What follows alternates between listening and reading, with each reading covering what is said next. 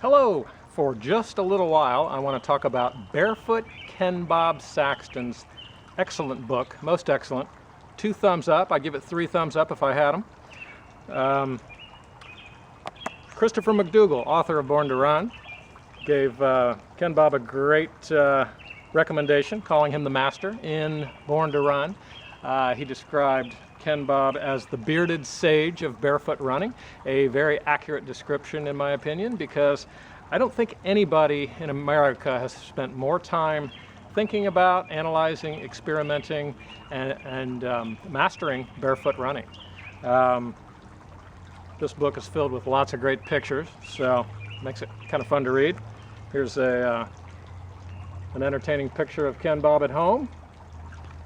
I became familiar with Ken Bob in sort of a backwards sort of way. I had already transitioned out of my ankle breaker overbuilt running shoes and was running shorter ultramarathon distances in 4mm Warachi sandals and doing a fairly significant amount of pure barefoot running.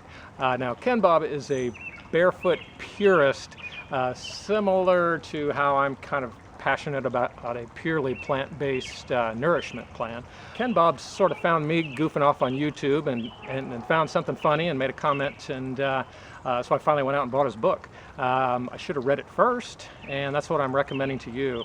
I love the Chi running book. Danny Dreyer's an incredible teacher of injury-free running, proper technique. Ken Bob's approach is a little bit different.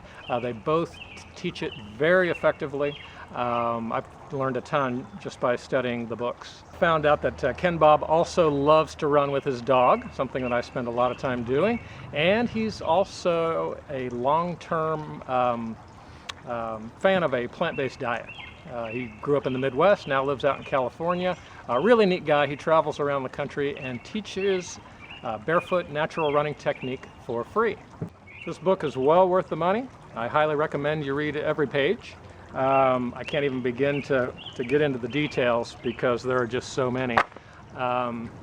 Just pick it up, take a look at it. I've read it very slowly and have been practicing what he teaches as I go along.